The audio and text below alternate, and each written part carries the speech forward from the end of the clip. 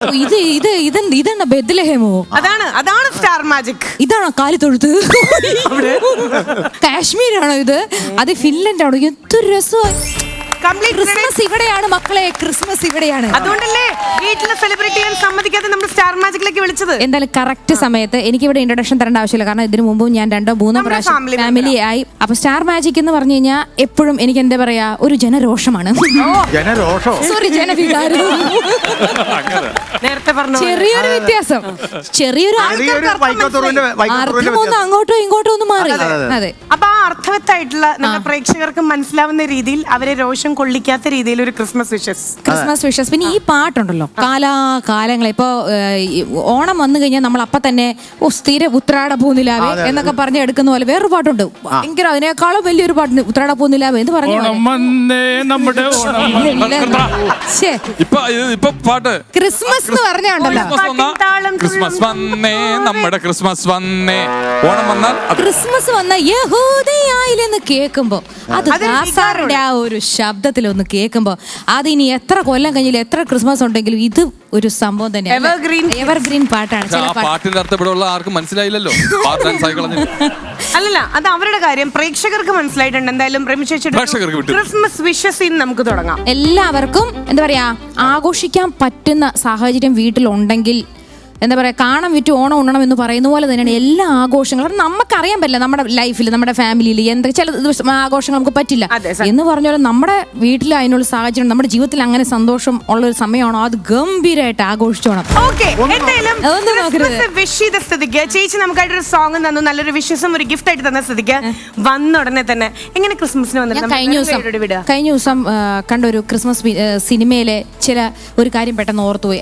ഒന്ന് അയവിറക്കി നിങ്ങളെല്ലാം ഒന്നുമില്ല, ഞാൻ എപ്പോഴും എന്റെ സ്ഥിരം പരിപാടി ഡിസംബർ 1-ാം തീയതി കാപ്പി കുടിച്ചോണ്ടിരിക്കുമ്പം നമ്മളെ OTT-ൽ നെറ്റ്ഫ്ലിക്സിൽ എന്തെങ്കിലും ഒരു ഇംഗ്ലീഷ് സിനിമ കണ്ടുകൊണ്ട് ഞാൻ കാപ്പി കുടിക്കും. ക്രിസ്മസിനെ സംബന്ധിച്ച് അതിനുവെച്ചാൽ എനിക്ക് ഭയങ്കര ക്രിസ്മസ് വന്നു. ഈ ഇംഗ്ലീഷുകാരാണ് കുറച്ച് കൂടുതൽ എനിക്ക് തോന്നുന്നു ഈ ക്രിസ്മസിന്റെ സിനിമകൾ, ഒരുപാട് ക്രിസ്മസ് സിനിമ. അപ്പൊ എനിക്ക് ഇപ്പോഴും ചിരി അടക്കാൻ പറ്റാത്ത ഒരു ലാസ്റ്റ് കണ്ട ക്രിസ്മസ് സിനിമ, ഒരു ഇന്ത്യൻ പയ്യൻ ഒരു നോർവേ ഗേളിനെ കല്യാണം കഴിച്ച് നോർവേ അമ്മേന്റെ അടുത്ത് കൊണ്ടുവരികയാണ്. അപ്പൊ ഇപ്പൊ നമ്മുടെ ഫുഡും അവരുടെ ഫുഡും തമ്മിലുള്ള പ്രശ്നങ്ങൾ. ഒന്നാമത് നോർവേ അമ്മായിമ്മയ്ക്ക് തീരെ പിടിക്കണില്ല നമ്മുടെ ഇത്. പുള്ളിക്കാരൻ വന്നിട്ട് ഒച്ചയെടുക്കുന്നു, സംസാരിക്കുന്നു, പള്ളി കുർബാനയ്ക്കിടെ പുള്ളി ഫോൺ വിളിക്കുന്നു. അങ്ങനെ നമ്മുടെ കൾച്ചറെ നോർവേക്കാർക്ക് പിടിക്കാത്തൊരു സാഹചര്യത്തിൽ ലാസ്റ്റ് നമ്മുടെ പുള്ളിക്കും നല്ല സ്പൈസി ആയിട്ട് എരിവുള്ള ഫുഡ്. ഇവരാണ് അതൊന്നും അല്ല. ഏറ്റവും ലാസ്റ്റ് ഇവർ ക്രിസ്മസ് ഡിന്നറിന് ക്രിസ്മസ് പാപ്പയായിട്ട് ഈ മനുഷ്യൻ ഉണ്ടത്തല്ല്. അങ്ങനെ ഒരു സിനിമ എന്റെ ജീവിതം, അതൊരു ഇംഗ്ലീഷ് സിനിമയില് ക്രിസ്മസ് പാപ്പയായിട്ട് ഇന്ന് വരെ ക്രിസ്മസ് പാപ്പ അനങ്ങാതെ ഇങ്ങനെ ഒരു സമാധാനത്തിന്റെ അതോടുകൂടി എന്റെ ക്രിസ്മസ് സീരീസ് സിനിമകൾ ഞാൻ അവസാനിപ്പിച്ചു. എന്തായാലും തുടക്കം തന്നെ നല്ലൊരു കഥ പറഞ്ഞ ഒറ്റയ്ക്ക് ചിരിച്ചു തുടങ്ങിയിരിക്കുന്നു. ആ സിനിമയുടെ പേര് ക്രിസ്മസ് ഫോർ എവർ, അങ്ങനെ എന്തോ ആണ്. കഥ നിങ്ങൾക്ക് ക്രിസ്മസ് പാപ്പാക്കുണ്ടായ അമ്മിളി അല്ല, എന്റെ ക്രിസ്മസ് പാപ്പയുടെ കഥ കുറച്ചുകൂടി ഉണ്ട്.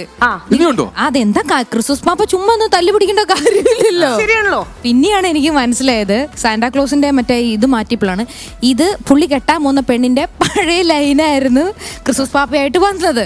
ആ ദേഷ്യം ഓങ്ങി വെച്ചിട്ട് പുള്ളി ക്രിസ്മസിന്റെ മറ്റേ ഇതെല്ലാം എൻജോയ്മെന്റ് എല്ലാം കഴിഞ്ഞപ്പോ ഇവര് തമ്മിൽ ഉണ്ടപ്പെടുത്തം നടത്തിയത്. സിനിമയുടെ പേര് മിന്നൽ മുരളി. അല്ല, എന്തായാലും ആ കഥ നിർത്തിയെടുത്തുനിന്ന് വീണ്ടും തുടങ്ങിയിട്ട് കംപ്ലീറ്റ് ചെയ്യാനുള്ള ഒരു ഇന്നത്തെ വൈബ് ഇത് തന്നെയാണ്. ഇങ്ങനത്തെ കളിയാണ് നമുക്ക് വേണ്ട. അയ്യോ, വെള്ളി വരെ എനിക്ക് വീഴുന്നു ആ ചിരി. പാട്ടിലുണ്ടായിരുന്നല്ലോ വലിയ മേഘങ്ങൾ.